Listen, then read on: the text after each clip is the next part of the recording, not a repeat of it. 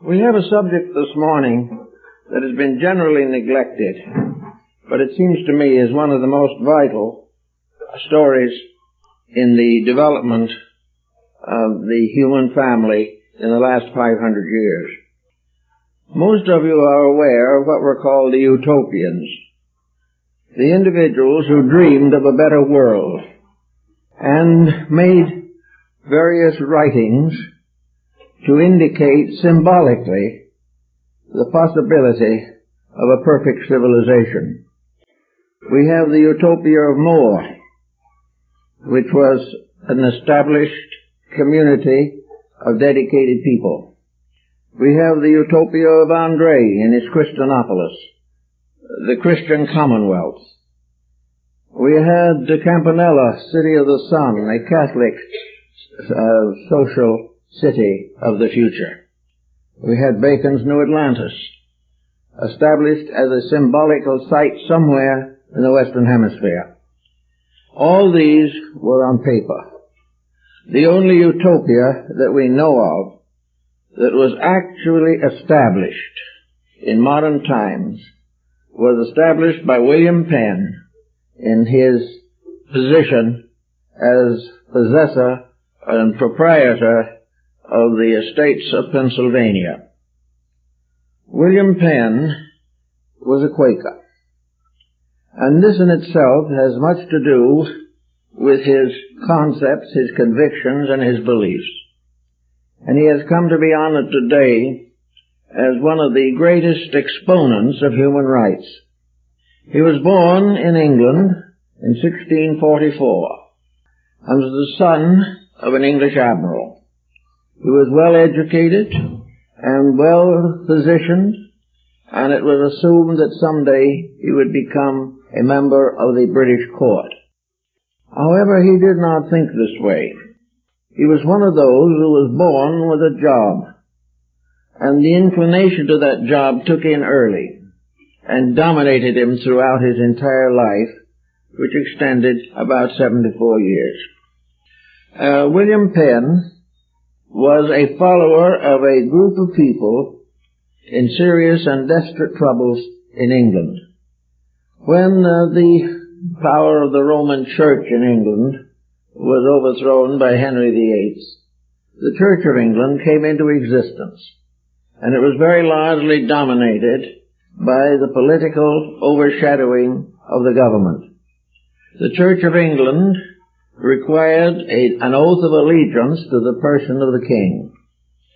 Dissenters rejected this, and dissenters were numerous, and dissenters were badly treated. And among the dissenters were those who we now know as the Friends and as the Quakers. They were persons who believed that the answer to our religious problem is very simple. We only have to take the words of Jesus as we find them in the Sermon on the Mount and in the Last Supper and in one or two other short sections and live them. It was not necessary to theologize them. It was not proper or needed that we should build a church around "thou shalt not kill." This is not a matter for theology or for the formation of an elaborate ecclesiasticism. It is a simple moral fact. And this moral fact must be lived by every Christian if he expects to benefit from his religion. Actually, therefore, the need for a clergy, as far as the Quakers were concerned, was not great enough to warrant the establishment of a permanent physical church. What was necessary was a series of dedications, a realization within ourselves that the various rules of our religion are not fulfilled by acceptance. We can join anything we want to and accept any system of culture that we desire to accept, but this has little or nothing to do with our own personal moral integrity. We are not saved by memberships. We are not lifted out of the despond of ignorance simply by being told what to think, how to think, and when to think. Penn was, in early life, subjected to the influence of one of these free thinkers in England, and later on the continent. He became aware of the fact that there was a level of personal integrity which constituted a personal alliance with the divine plan, an acceptance of the will of God, not by the mind, but by the heart and the hand, and the willingness to do the things that are necessary to make religion work. He was, of course, surrounded by many different sects and beliefs, both in England and on the continent. But in almost every case, he found that all sectarianism led to confusion. All sectarianism divided religion. It made people claiming the same faith deadly enemies. It caused one group of Christians in Massachusetts to actually execute 3 Christians of another sect. Such policies are reprehensible. That the individual should use his religion to advance his economics, his politics, or any other temporal secular purpose was against the Word of God. Now, of course, in even those days, it would be very difficult for a person to live completely and solely upon the authority of his own acceptance of the words of Christ. Therefore, as might be expected, others who believed in the words of Christ violently persecuted the Quakers and those of similar groups, the Pietists and the Amish peoples. They could not tolerate the idea that the great foundations of physical theology should be disrupted. To them, an attack upon their sect was an attack upon God. And the idea was strongly emphasized by one clergy after another that God demanded that the members of a certain faith serve that faith alone, and if necessary, attack and destroy any other faith based upon the same book. This problem reached into the heart of Penn at a comparatively early age. It became obvious to him that somewhere in this picture of things was a great hypocrisy, and that someone, somewhere, somehow, must do something about it. He was by nature, as we learn from biography, a rather quiet man, a gentle person, an individual with a good nature, a kindly heart, and a quick wit. He was not a heavily burdened man, held down by the profundity of a great religious conviction. He was a simple person who rolled up his sleeves and said, if we believe it, do it, and accept no substitute for the action. This, of course, got him into trouble in England, and on several occasions he was imprisoned in the Tower of London. But he did not stay or change his ways, and in one of his imprisonments he wrote his most popular book, No Cross, No Crown. Actually, there were a good many dissenters of like mind floating around at that time, and nearly all of them were in very desperate straits. And it came upon Penn, in the course of his life, to try to make some major change in the social condition of the people around him. Grants of land were being given in the New World. There were grants for New Jersey, there was a grant for Virginia, there were other grants. And finally Penn approached the king, Charles II, and asked to be given an apportioned part of the English area in the Western Hemisphere. Now, most of us remember Charles II as a more or less good-natured person. He was helped to found the Royal Society, was an ardent follower of the teachings of Bacon, and was in all not a bad man. He was not very popular at first. He wasn't very happy over the fact that his father had been executed. but he did gradually win the approval and general cooperation of the English people. After a long period under Cromwell, they were glad to get anything else. So Charles was more or less open to consideration, and he was willing to consider allowing or permitting Penn to possess some of the land grants which the English crown held in the Western world. Of course, in that gentle situation, Penn had to buy the right to the land. He paid no exorbitant price, but it was a substantial amount for a private citizen to buy an area which was later to become as large as the state of Pennsylvania. But Penn made the necessary arrangements, and before he left the king, he said to him, I bought this from you, I'm very grateful, but I cannot accept this as a true sale. I pay you because it's the way it's done. But I do not agree with the idea that you had a right to sell it to me. Now, if Charles hadn't been a good-natured soul, that would have been about the last we would have heard of William Penn. But Charles was good-natured. Well, he said, you've paid me for it, so why pay somebody else? Oh, he says, the real owners of that land are the Indians, and they are the ones I'm going to buy it from. This was the beginning of the new attitude which was to rise with William Penn. So having gradually worked out his problems, he established himself, or was through the Crown established, as the proprietor of the Commonwealth of Pennsylvania. At the Capitol building in Harrisburg now, there's a remarkable series of mural paintings, life-size, called The Holy Experiment. This is the experiment of William Penn's settlement of a new commonwealth in the Western Hemisphere. These paintings carry through the original visions and mystical experiences of Penn, and having passed through his life, show how this experience and experiment was advanced by George Washington and finally consummated by Abraham Lincoln.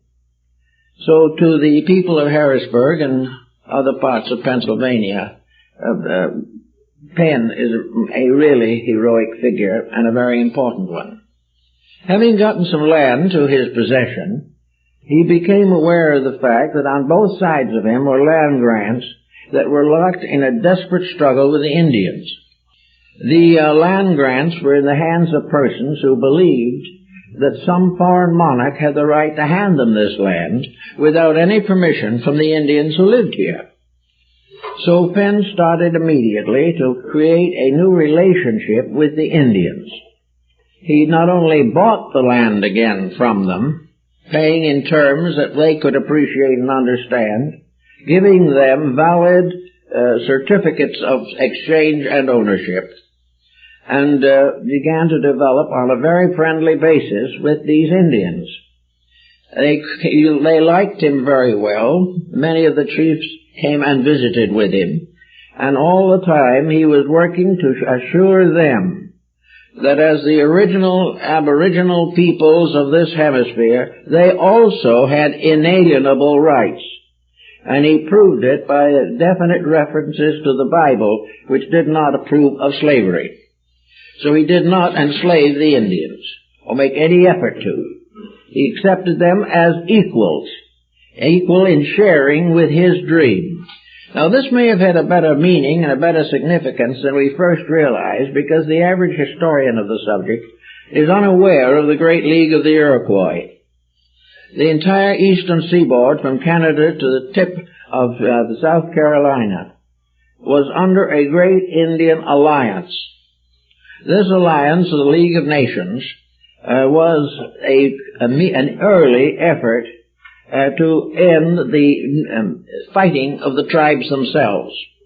This league was to create a common government which all the Indians of the seaboard areas up to Canada would accept and abide by.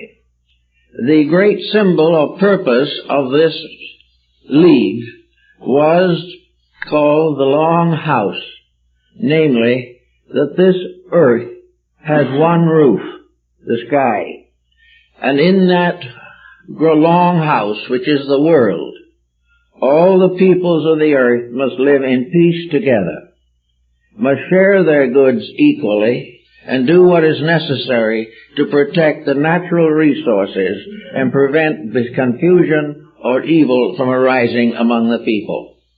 Dagon Oida, who was the leader of this great league, therefore had established something that was almost parallel to Penn before he got there. And in so doing, they could specially appreciate the idea of including him under the roof of the long house. Some of the other tribes were in deadly combat with the colonists, who were destroying everything and killing all the Indians they could, and then accusing the Indians of cruelty if they had any reaction to try to reclaim what they had been stolen from them. Penn, on this hand, therefore, had a great alliance and a great leadership with these Indians. They appreciated what he did. They admired his integrity. They knew his word was his bond, and therefore that he could be depended upon to be fair in everything. In honor of this, they created the Penn Peace Belt, which is in Philadelphia Museum, in which the motif is a red man and a white man holding hands together. This was Penn's attitude on this subject. He believed firmly also that he was not speaking as a proprietor of a state. He was not speaking as the owner of properties. He was speaking according to the will of God, according to the truths of God, on the grounds that all living things are creatures of God. And to defame, defile, or destroy the least of these is against the will of God. Here we have a curious circumstance, therefore. A man trying to create a political structure completely religious and completely untheological. This has continued to be the great strength and power of the Quakers ever since. And in many cases they have been called upon to arbitrate difficult situations as the only group that all the world seems to admit to be of honorable intention. So Penn then went on to other things, what were happening in England and on the continent that he felt were wrong. He found, for instance, that it was necessary to create laws that were equal for all persons.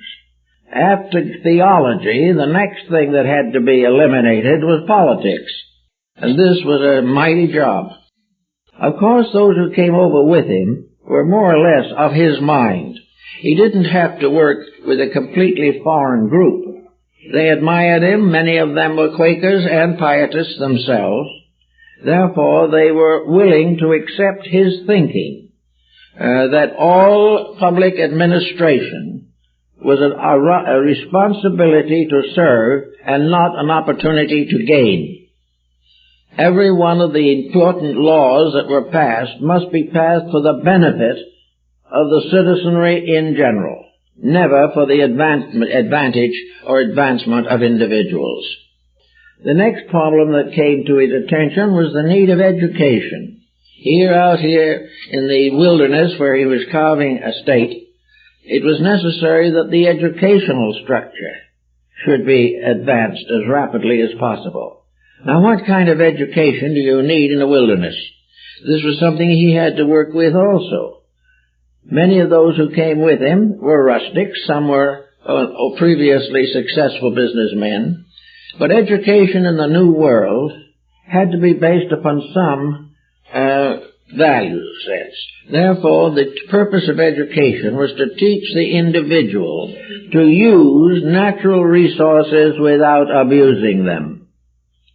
The educated individual is the one who protected the world in which he and everyone else must live.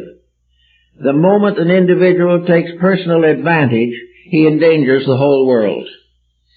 So in Pennsylvania, behind the trees, Penn worked out an idea that all leadership was to be aimed directly at the advancement of the understanding and insights of people toward self-reliance, independence, and common unity of purpose. The individual should be free to cooperate. This was quite a new thought also, and would have shaken England if it had gotten there at that time. But fortunately it was on the other side of the ocean.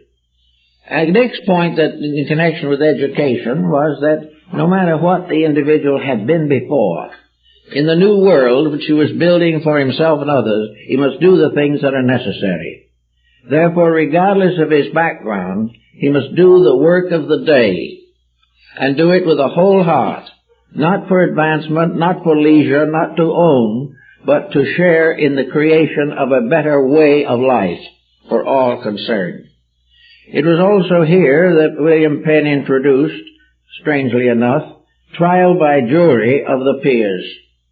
In other words, in England or most countries at that time, if you didn't like a man, you whispered to someone and they threw him into the Bastille or something of that name.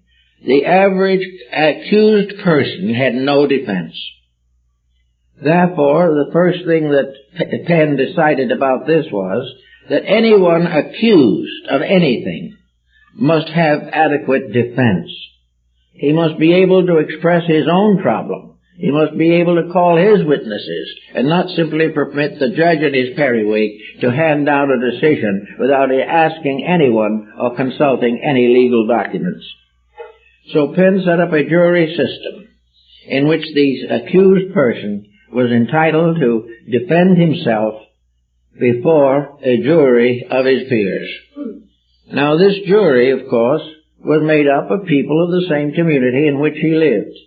They were mostly people of his same belief, and being puritanical or being actually members of the Quaker or Friends organizations, they were inclined to leniency. And therefore the criminal code was far less cruel than it had ever been before. And capital punishment was restricted to 2 crimes only: intentional murder and treason. Everything else had to be arbitrated without pain or torture. The next thing that he decided on was that he did not want prisons. Prisons didn't seem to him to be the right kind of way of treating people who were doing wrong. He says, why should we have prisons, lock these people up in dungeons, and at the same time we have forests to cut down and no one to do it? So the answer to this was very frankly, instead of putting people in prison for various crimes, they were given jobs under supervision and paid their penalties by contributing their time and their lives to the improvement of the colony. This seemed to have certain values in connection with the general advancement of the whole project. Little by little, the colony flourished. It flourished largely because of the leadership of this one man who kept on fitting the words of God into the life labels of people. He was a devout man, is said to have had mystical experiences and to have had certain psychic inner life factors. He felt himself ordained and predestined to do the job he did.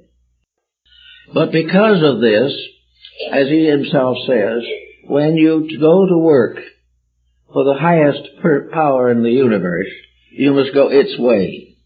You must do what it requires, regardless of yourself. Therefore, he received many penalties. He had a very painful life in many respects. He was imprisoned, he was ridiculed, he was physically assaulted, but it did not make the slightest difference to him. He would continue to do what he was supposed to do, or believed that he was supposed to do, and he finally made a magnificent job of it. Now, looking back on his time and looking forward to our own time, we see, it seems to me, in the story of Penn, something that we ought to all come into greater understanding concerning and adapting it to the needs of the day. I think he was right in assuming, for instance, that the territory which he secured from England and bought from the Indians still wasn't his. This was a very important point. It always had and always would belong to God. The earth under his feet was not his. He was only a proprietor at that time. Therefore, he became known legally as the proprietor of the territory of Pennsylvania. He said he did not believe in ownership in the sense that an individual could claim to possess anything in life. He could only claim proprietorship for a time.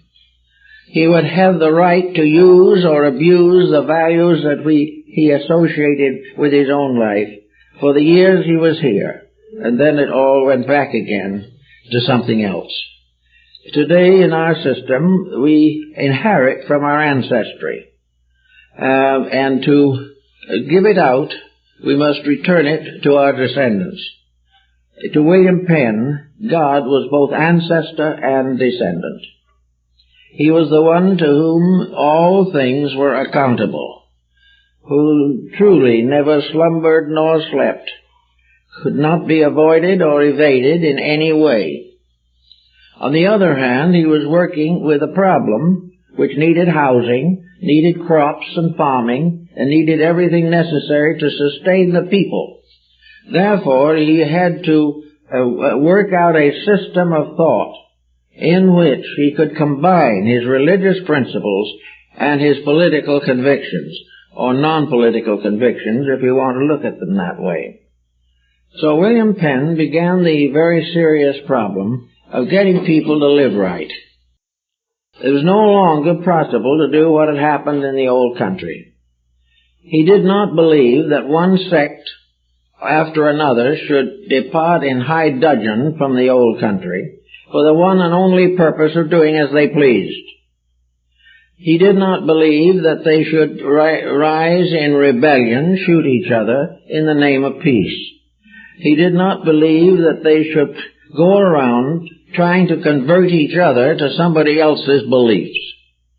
So Penn made it a very simple problem. He did not do what Calpius and some of the pietists did, and that is to create a highly religious group. He did not turn his colony into a meditation school or something of that nature. He did not take his people, bind them by extreme rules, impose celibacy upon them, refuse to allow them to wear anything but black, and just keep on living in a highly religious atmosphere. He said that wasn't the way it was intended to be. The really good Christian is a working person with his own family, with his own needs, with his social relationships, and with the important cooperations with the community of which he was a part. Therefore, the true person in the light of God was the individual who lived a normal life. And for Penn, a normal life was a life dedicated to principles. Each individual could word the principles as he pleased, but all must work together to enforce them or make them available to each other in any need and trouble. In emergency, they were all one family. And in peace and prosperity, they were all in one family. The idea of any kind of factionism was very unpleasant to him. He did not believe in rising of political parties. He did not believe in trying to force regulations upon people against their wills. If a person is right, and if a legislation is necessary, he will accept it. But if he does not trust the legislation or those who produce it, and knows that it is not going to be equally fair for all concerned, then he has a right to decline any cooperation with it. Also, Penn was one of the first in this country to refuse to give oath in a court of law. He would not swear to any particular statement of his own or anybody else's. In fact, today this situation is still prominent among some of the Amish peoples and so on. They will give their word of honor, but they will not vow or take an oath. So Penn said, we don't want anyone to take an oath. If what he says is true, then he says it and we believe him. If what he says is not true and he takes an oath that it is true, then he has definitely offended God. This is dishonesty. And the one thing that can destroy the Commonwealth of Pennsylvania is dishonesty. So honesty was very, very important in these groups.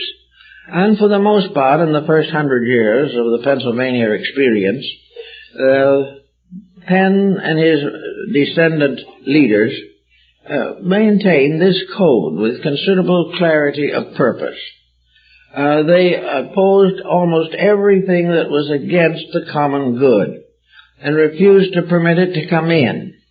They regulated their industries very carefully to make sure that everything was fair and square, and that the new world, the world of our hope, the world of a better life than we have ever known, the world in which the problems that deluge us today no longer exist, that is a world in which individuals are naturally, simply, honest and good-hearted. That all the rest is thunder. Unless the individual is of kind heart, who believes in helping, who desires to serve, and who worships God through cooperating with natural law, as long as those people exist, there's hope. If those people fail, then there is no hope. Now, in the times of Penn's beginnings, they opened the territory not only to Quakers and Friends, but to other groups. Any persecuted group in England or the areas around the Netherlands and Germany could come and live in Pennsylvania. They could worship as they pleased. No one was going to say that they had to take an oath to do anything or not take an oath. The purpose was that if they were persecuted and had the courage to live right and wanted the opportunity to live peacefully with each other, Pennsylvania was the place. And they came from many different areas. And Penn caused them to come to a simple conclusion. If you want to stay here, like each other. If you want to be a part of this community, love one another as the Master has told us to. And if you can't do that, move on. It worked. And that is the thing that's possibly the most amazing part of the whole Penn story. It was a utopia that worked. It was a utopia that could be put into practice, whereas the others all existed only on paper. This was the utopia of a seasoned, mature recognition of trouble. Penn was aware of the problems of England and Ireland of his time. He saw what was making the trouble. He saw the rules and laws that were responsible for injustice. He recognized the cupidity of both the rich and the poor. He realized that the world was being governed by a few people at the expense of the needs and rights of all the other people. Therefore, it was better if the governors governed themselves and the people governed themselves, and not attempt to impose each other's rules. The answer is to have no rule except the New Testament, and not organize it. Do not put anyone out to preach it. Do not even have a preacher in your church. Your religion is to worship directly to the source of truth. Live it in your daily life. Find new fulfillments through dedication. Find more usefulness through labor. And find a realization that all the arguments and dissensions and dislikes and hatreds and tyrannies can only be cured by the simple expression of normal human constructiveness. That it's there, but it has been whipped into deceit by pressures. The man who would be honest is the victim of the dishonest man. The laws which are intended to protect the few also afflict the many. All the rules set up by men to solve these problems just do not work. The only way they can be worked out is by the individual himself sitting down quietly and deciding what is honest. That honesty, without honesty, nothing can succeed. With honesty, nothing can actually fail. There will be failures that appear to be real, but where honesty causes failure, it is because the problem was corrupt in the first place.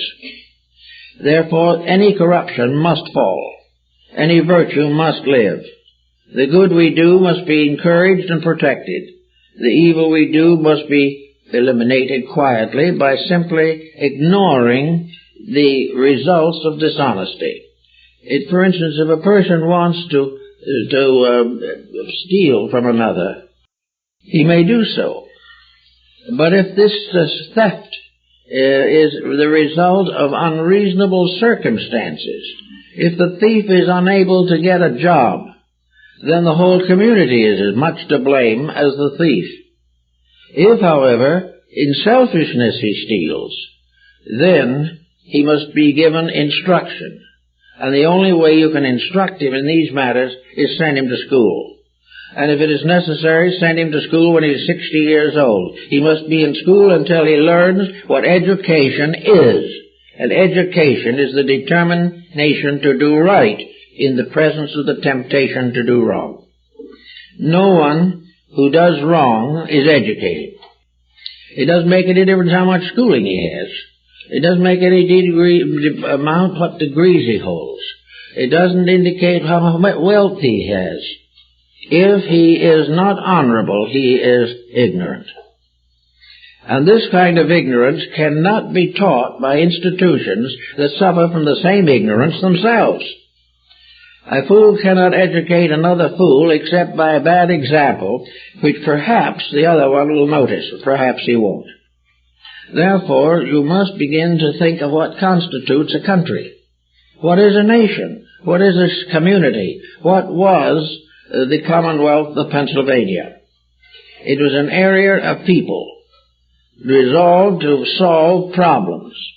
As long as that resolution to solve problem continued to dominate, there would be growth. But when that resolution failed and private interest took over, then the colony failed. It was very simple. There was no need for any form of elaborate legislation or the setting up of great systems or anything of that nature. The individual, in the course of his lifetime, as Penn found out, is presented with numerous problems. He must face many disasters, tragedies, sadness. He must face conditions which are unnatural and which he cannot actually change. He must also face the consequences of his own conduct. Until he is taught this, until he becomes aware in childhood to be constantly conscious of his own conduct, if he will keep the principles until he reaches maturity, the principles will keep him for the rest of his life. But without that foundation, there's nothing. The world that Penn ran away from was a curiously troubled one. It had passed through the execution of the king and King Charles II and the rise of Cromwell, the misery of the Commonwealth, the restoration of the monarchy, in the midst of it the great epidemic of the fire of London and the return of the Great Plague. It was a difficult and problemed time. It was a time in which the majority of persons not only had nothing to say, but were not able to survive except by various compromises and dishonesties. Dishonesty was necessary because honesty simply did not exist. When Penn moved out from this background, he was resolved that honesty should have a chance, that it was not going to be necessary for the individual to go on forever in a state of enforced slavery. It was not necessary for people to be compelled to pick pockets or to rob coaches or to become pirates in order to exist. All of these misfortunes, crime in all, was a testimony of the failure of the system in which it exists. Crime must arise from corruption. Corruption in turn must arise from abuses, and abuses in turn must arise from ignorance. So that all of these things became part of the life principle which Penn bestowed upon the protectorate over which he had administration. He wanted everyone to become religious in his own heart. He wanted each one to search for the mystical experience of the willingness to give themselves completely to the service of God and truth. He pointed out that life was short, that we are only able to make our mistakes for a relatively limited period of time, and then all we can do is hand on the results of these mistakes as a heritage to those who come after us. Actually, therefore, what do we gain by the incessant viciousness which we permit to exist? What do we really gain in the life that we live if we corrupt everything that is valuable for a little profit and then die and leave it all behind? What is the reason for living? Are we here simply to die more wealthy than a neighbor? Are we living to have a little fame for a few days and strut the stage and then disappear forever? What is the reason for life? Are we really beings, or are we puppets or marionettes? Are we actually creatures that have a purpose?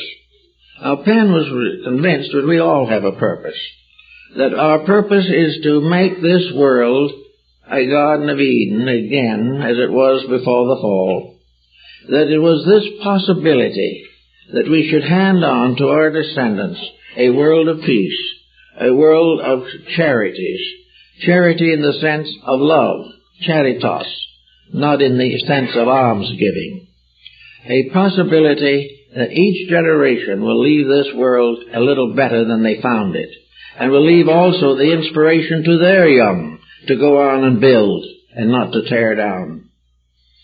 So to work with this, of course, Penn had to fight in England the entrenched selfishness, but now in this country we are beginning to appreciate what he was trying to do.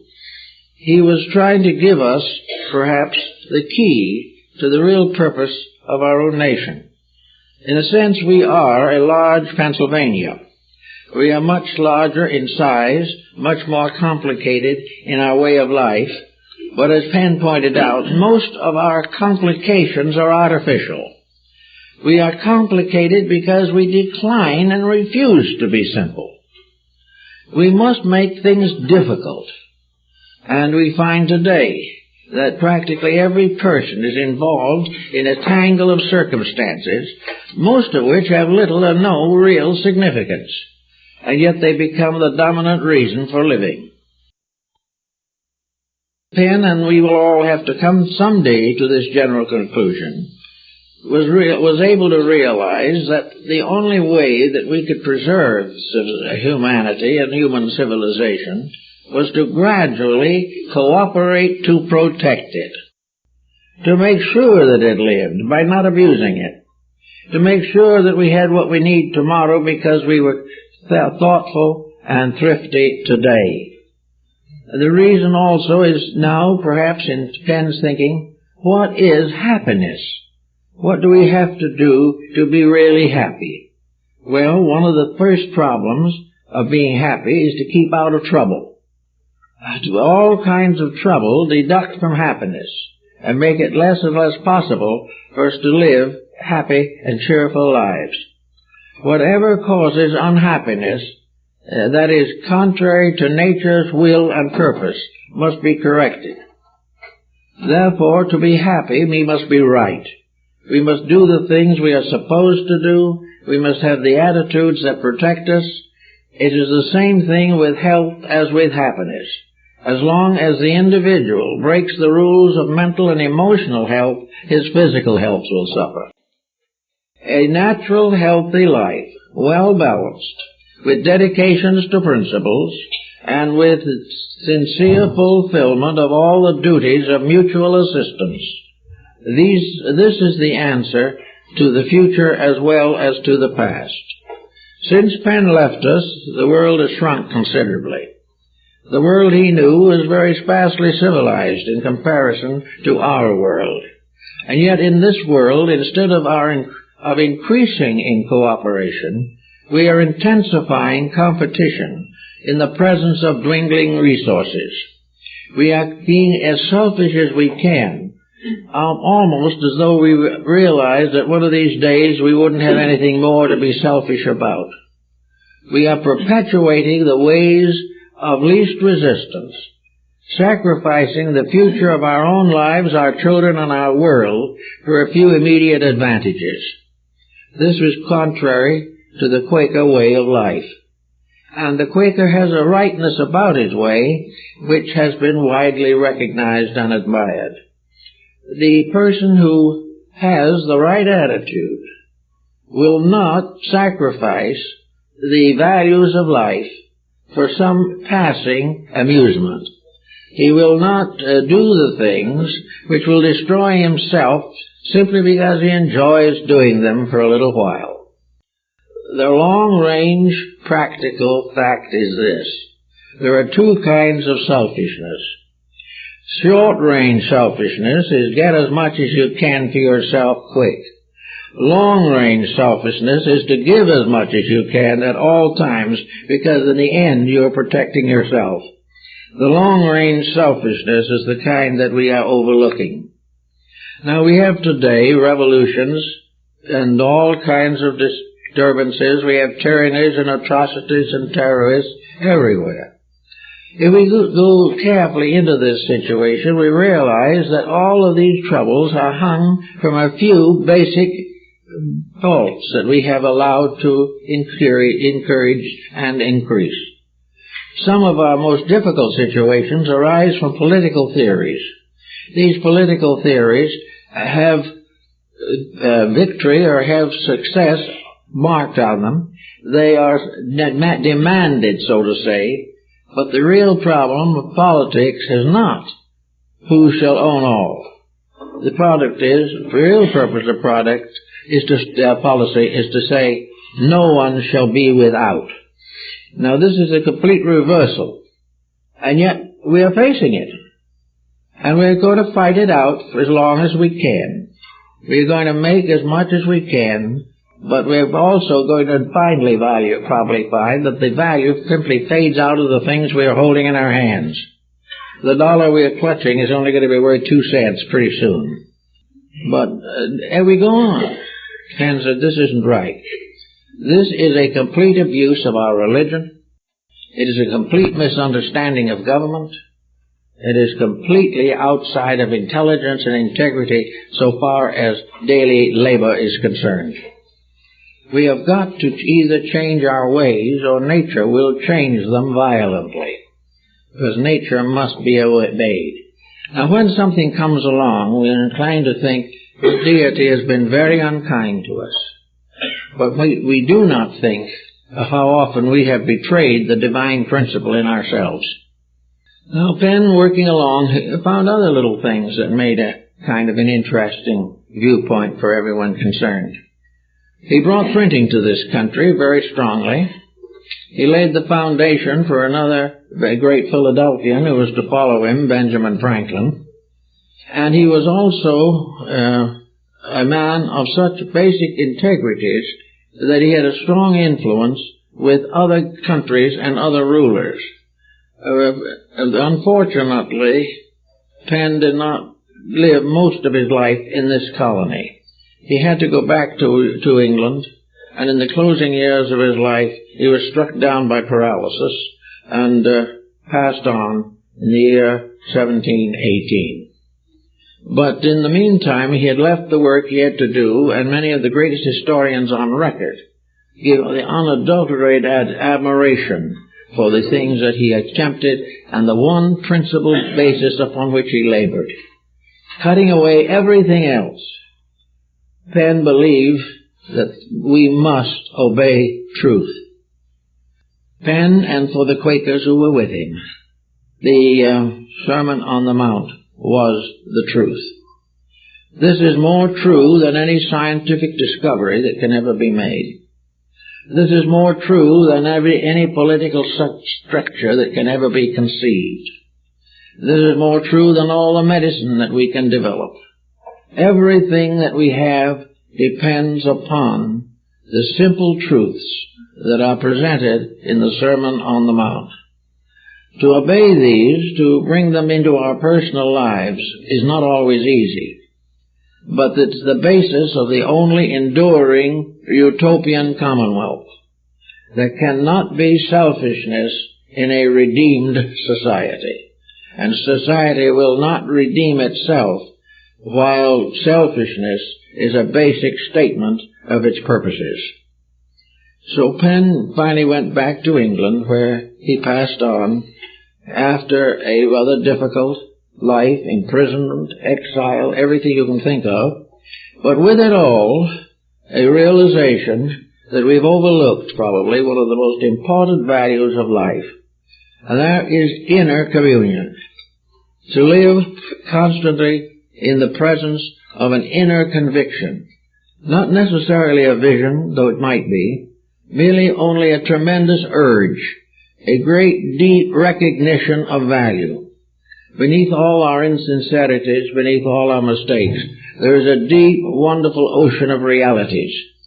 We are all floating on the surface of something bigger than ourselves, and part of that bigness is in ourselves. There is never a time when man, with the equipment that heaven has bestowed upon him, has not been in a condition or a position to solve his problems. He has chosen, however, a short-sighted approach to existence. He has been perfectly willing to multiply his problems in the hope of adding to his profits. And this procedure goes on with hopefulness. Practically every indigent person today lives in the hope that he will be a millionaire in due time. Everyone who has not knows that somehow he's going to get. And in this process, he begins to deify those who have gotten, and the entire system goes to pieces. So the simple problem of religion, we're having a very bad dosage of that at the present moment. Most of the problems that he worked on in Pennsylvania are now spread over the entire human family, and are getting more and more complicated every day. Many nations, believing in God, are murdering each other by the thousand, in the name not only of God, but of a God of mercy, of righteousness, and a God of peace, the God who was to bring joy to the world. But his followers have made certain that he did not bring joy even to themselves because of the things he caused. We are informed, of course, that these are basic problems you cannot solve. You can solve them, because there is no one in these different groups who does not hurt, who is not sad, who cannot suffer, who cannot have loss, who cannot see their loved ones destroyed. These things are basic. And while we cover this with a philosophy of loyalties, we are in serious trouble. Loyalty to Penn was loyalty to peace, loyalty to truth, and the individual so living that the causes of war were removed from the patterns of social existence. These things can be done, and these things will be done. The great question, of course, is how soon? The answer I think a Penn would give to that is, it'll be done when people want it badly enough to live better. Until then, there is no answer. No government can legislate truth. No system of religion has an option on it. All that counts is a mysterious something within ourselves, which is the very innermost part of ourselves. And that part of ourselves is compatible with other human beings. The life locked in each of us dwells in peace with life locked in all others. But we have not allowed this deeper level of unity to correct the surface problems of diversity. We have been willing to allow the lower part of our nature to silence the upper part, and found that by living by that code alone, we seem to have an occasional success.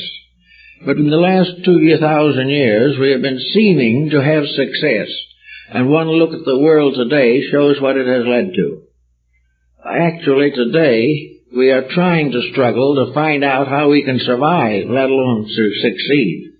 We have used everything we knew to turn it against our brother for our own profit, and in so doing have signed our own death warrants.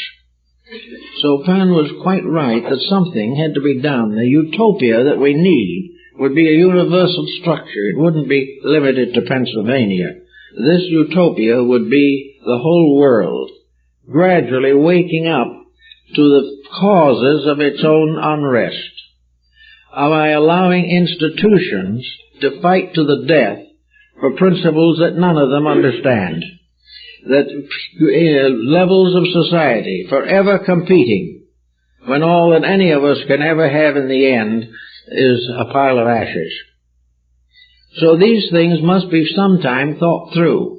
There have been other economists, there have been other sociologists who have handled this problem with considerable pressure, but not one of them has had this peculiar experience which Penn calls the holy experiment. This is an experiment based on a revelation, on a kind of an internal certainty, which caused him to believe and know with certainty that he was destined and foreordained to do this job, that he was the one who in the 17th century was to bring a light to a Europe recovering gradually and painfully from the Protestant Reformation and the medievalism which had locked it in hopeless slavery. Penn was aware, however, that slavery is not always what it seems to be. An individual can be a slave and at the same time be very rich. He can be rich because it is the slavery to something that guarantees the wealth. But to be rich in freedom, in perfect ability to live well, to do the kindly things we want to do every day, to accept the fact that we will be abused and misunderstood at times, but that is not our problem. We are to do right. The individual who does wrong to us is his problem, not ours. We must continue always in the spirit of brotherhood, the spirit of common understanding and gentle remonstrance or affirmation. Actually, as probably many of you realize, the pietists and the various puritanical groups all came here in search of peace. They came here to escape tyrannies. But like in the case of the bubonic plague, many went on ships and out to sea to escape the plague and found that on the ship with them. Many of those who came over here in search of liberty were unable to bestow it upon their own neighbors.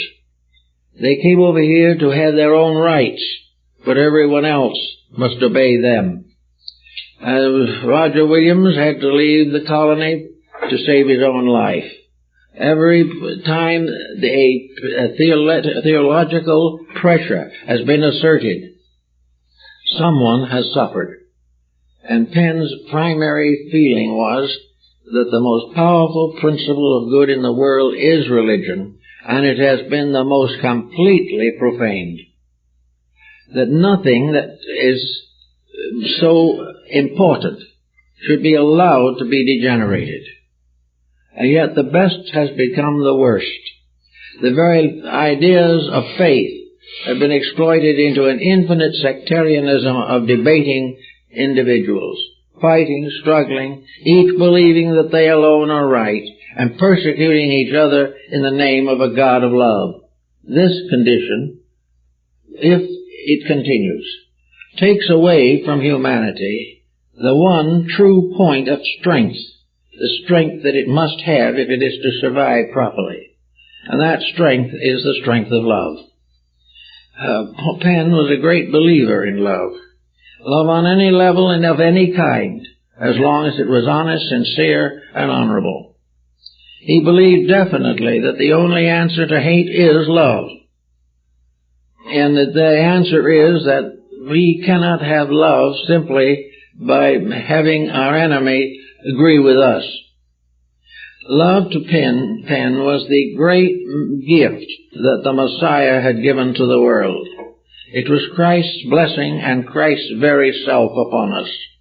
It was the one thing that could heal all wounds, and everything that compromises it is in some way detrimental to the good.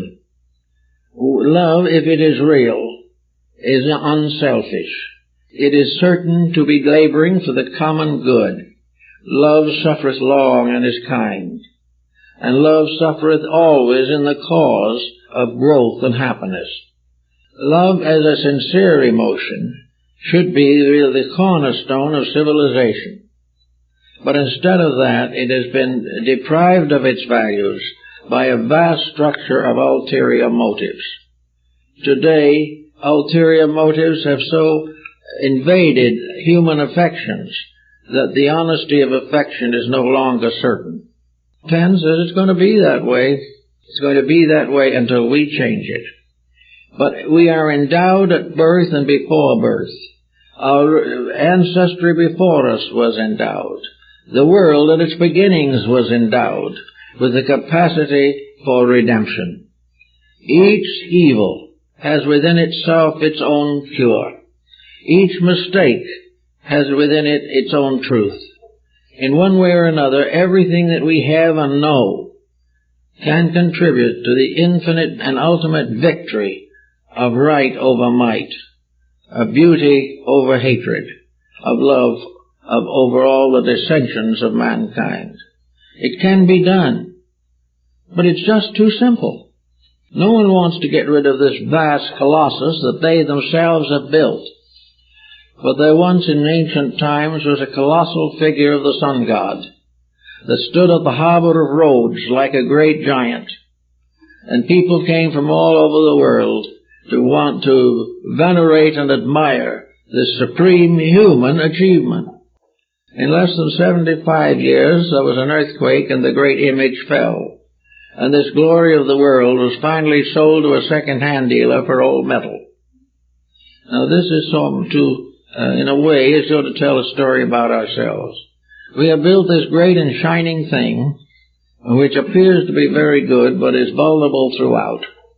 And we are worshipping and enjoying the prestige of being the greatest nation that ever lived, the greatest period in the history of the world, where all questions are going to be solved except the important ones. They're not going to be solved.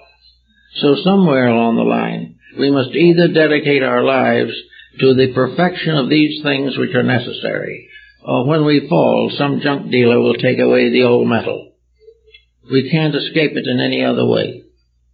So Penn just made a simple statement, a statement that is very good, hard to fulfill, even difficult to imagine. And it is remarkable to say that with all the advantages of knowledge, skill, and research that we haven't also generally discovered it. Namely, that all efforts to advance civilization should be based upon bringing people together in peace. That understanding, non-competitive, cooperative understanding, with pure intellectual fulfillment of the realization that to work together is to live, to go and work apart from the unity for personal gain is ultimately to perish. We can live only by cooperation. By competition we die. And we have a glorified competition for profit. We must glorify cooperation for survival. If we do not do these things, the future that might possibly be a beautiful and wonderful experience is going to be destroyed by the weakness of people. Now, a lot of people recognize this weakness, and young people do. I think there are a great many young people in the world today, generations coming up, who would be very willing to make great sacrifices for a purpose, to do something that was going to really solve something, to do something that was going to pick us out of this doldrum we have fallen into. I think there are a lot of these young people who would be very interested in the Sermon on the Mount, who would like to see it done that way, who would like to have peace for themselves and their children, but do not know what to do and how to begin and where it all has to start. Well, probably one of the best working models we have of this problem is Pennsylvania. In its early days, the city of brotherly love, Philadelphia, was built for the purpose of cooperation. Like all these efforts, it was a little island of peace in a great ocean of uncertainty. Today, the world is in a much more difficult situation. This little island of uncertainty must be expanded to become a world of certainties, continent after continent becoming involved in this new cooperation. The whole theory of separateness, of competitiveness, and of antagonisms must perish from the whole world, or else the world suffers for its own stupidity. We are not being destroyed by an avenging God. We are being hurt every day, being punished, because we refuse to live according to the consciousness and intelligence that has been bestowed upon us by a divine power. We have important bodies to contact the world. We have minds to contact the spheres of thought. We have spirits and souls with which to understand the causes of ourselves. These things must be used as they were intended to be used. The instruments, the workman's tools necessary for the building of the eternal empire of peace. These tools are available. They're in each one of us. They are part of the vision of life. And we have to find ways to release them.